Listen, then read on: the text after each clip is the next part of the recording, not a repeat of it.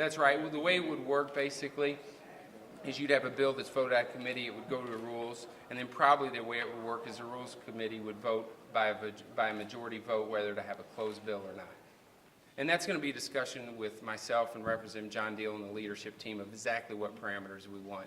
But I wouldn't use it to shut out, so to speak, the minority. I would sit down and consult with the minority with it as well. You talked about driver's licenses only for people who can apparently read and speak English. Don't you think that's going to, does that raise any questions about people who are legal residents of Missouri who may not speak English? Well, Rudy, I look at it as a public safety. How many times do you drive down the road and see the signs in other forms of English than English? I mean, it's a public safety issue for me, and I think if you heard the response from the crowd, I mean, I've been in every county in this state. I've been all over the state, and I'm telling you that's something that the people think is common sense and that we should institute.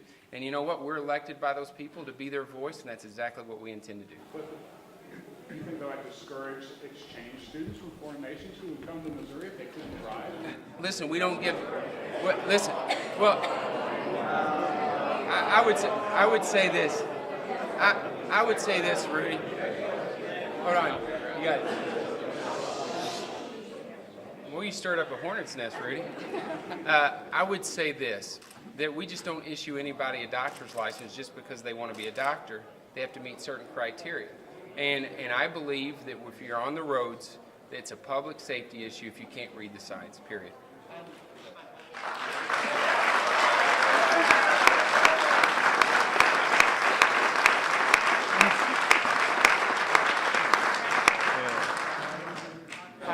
You mentioned drug testing for TANF recipients. Right. Do you have any other priorities there? Well, I think our healthcare committee and we've got a lot of people that are really are diving into healthcare, whether it be our chairman David Sater with healthcare policy. Eric Burleson has a lot of background, and so I'm going to give them the freedom to try and look at ways that we can increase transparency. We've talked about transparency before in the past with Representative Funderburg. But, you know, one thing that fits along those lines is, listen, and I said it out on the chamber, Missourians are compassionate people. They want to help people. And they want to help people out of a bad situation, but they do not want their tax dollars going to fund a bad habit. And, you know, the House, in a bipartisan fashion over the past couple of years, has passed drug testing for TANF recipients, and I can tell you that's going to be probably one of the first bills out of the House this year. Representative Ellen Branham has handled it in the past, and she'll do it again this year. You also have an election challenge up in the Kansas City area district. Sure. How is that going to be handled? Well, I mean, we're almost to a conclusion of what we want to do. My first question to my chief counsel was, what is my authority and what is my responsibility as speaker? And I believe it's pretty much been decided that my responsibility is to refer the bill to a committee, either the elections committee or a special committee.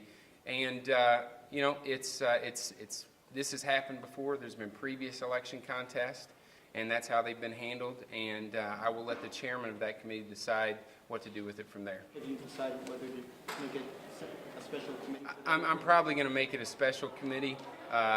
You know, if I send it to the elections committee, there's 8 Republicans and 4 Democrats, and I don't want any excuse that it's partisan or anything like that. So I'll probably make a special committee where there's even amount of people. What's the time frame? Probably in the next week.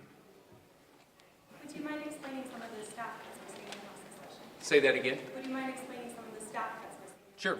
Well, first and foremost, we're going to have to make some difficult decisions.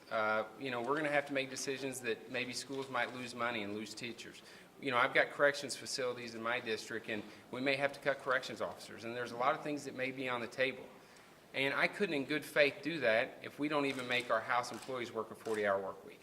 You know, and so the first thing was we're going to have a 40-hour work week, and we're going to have a login system to make sure that there's accountability, no fraud, no abuse, and that fits right in the tenor of what I've tried to do. The second thing is it was proposed to me by the current speaker, well, the former speaker, Richard, and our staff, that there's an overstaffing problem during the interim, that our LAs are very, very busy during the session, but from, say, the 1st of June on, there's not quite as much to do. And we need to find a way to do more with less. And so we had an idea of potentially, in essence, having a forced furlough day. I met with the LAs and had a very productive conversation with them a couple days ago. And I told them nothing's set in stone, that the accounts committee has to meet with it. We're probably going to form a committee with the members of the LA, some people from the clerk's office, maybe some people from our leadership offices, to come up and brainstorm for ideas that we can present before the accounts committee. And the goal is to do what every citizen expects us to do and to do more with less. Do you have any intent to try and require a photo ID? Yeah, well, I mean, the House has a long history of believing that a photo ID is a good way to go. We've passed it, I think, at least twice, and I believe there's a very good chance we'll pass it this year. Can you talk about some of the education reforms that you touched on in your speech? Sure. I mean, I think a couple things. One, we've got some public schools that are doing very, very good.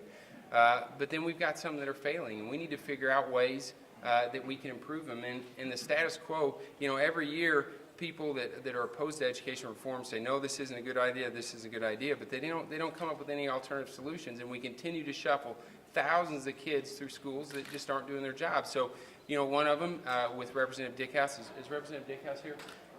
Okay, one of them is teacher tenure reform, and we want to be able to reward good teachers, but then maybe get rid of bad teachers. And that's exactly what we do in the private sector. In my business, if I've got an employee that's not performing, I replace him. And that's what every small business owner does across the state government. Should be no different. Scott? In regard to education reform, I think that we just need to take the approach, and I think that Speaker Tilley had mentioned this, and that is that everything's on the table. We're going to take a look at everything, but what is going to be the priority is what's best for kids and what's best for making sure that we fulfill our responsibility to provide a first-class education to the students in this state. So, whether it's tenure, whether it's making sure that we're not scooting kids through the process through social promotion, whether it's, I'll say dirty words like vouchers and open enrollment and all the things that have kind of been pulled off the table in past legislative sessions. I want to have a true dialogue on those issues this session. Is it are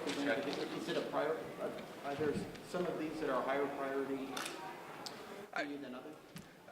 There are some that are higher priorities for me. There are some that are higher priorities for other folks on my committee, and we're just kind of sitting down and putting together those priorities, looking at which of those issues are probably going to take the most time and the most discussion, and we'll probably try to roll those out on the front end of the session, and kind of intersperse with some of the smaller issues that we see kind of year in and year out.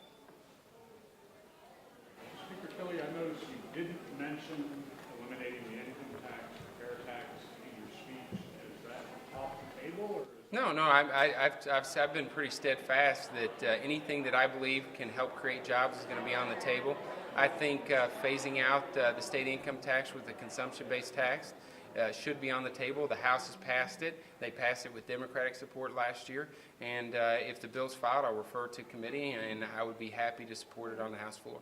I mean, but you don't, doesn't. It's not in the Show Me Solutions initiative, but there's a lot of things that aren't in the Show Me Solutions initiative, whether it be photo ID or that type of thing. So trust me, it's a priority for me, but we operate in this building as a caucus, and if it's a priority for the caucus, I'll make sure it gets done. Can you talk a little bit about the limits to lawsuits that you spoke about?